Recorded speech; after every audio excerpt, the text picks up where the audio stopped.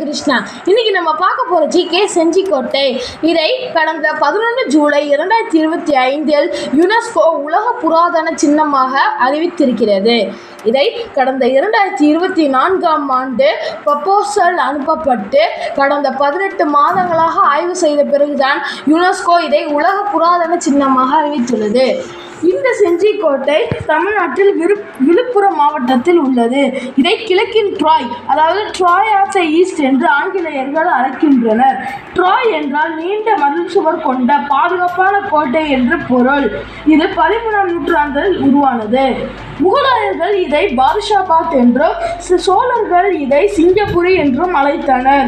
3 பெரிய மலைகள், 2 சிறிய குன்றுகள், 12 கிலோமீட்டர் நீளம் உள்ள மதில் சுவர்களால் ஆனது இந்த செஞ்சிக்கோட்டை. பீஜப்பூர் சுல்தான்களிடமிருந்து கிபி 1677 இந்த கோட்டையை சிவாஜி கைப்பற்றினார்.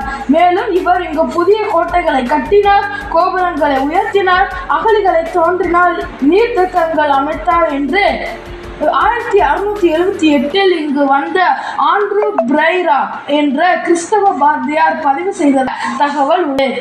இக்கோட்டையை பிரதிநிதி ஹவாஜங் லீ ஜெஹாம்பஸ் கடந்த 2024ஆம் ஆண்டு செப்டம்பர் மாதம் கள ஆய்வு செய்து அறிக்கை சமர்ப்பித்தார். இதைத் தொடர்ந்து செஞ்சிக்கோட்டை உள்ளிட்ட 12 கோட்டைகளையும் உலக பாரம்பரிய சின்னங்கள் பட்டியலில் யுனெஸ்கோ இணைத்துள்ளது. நன்றி.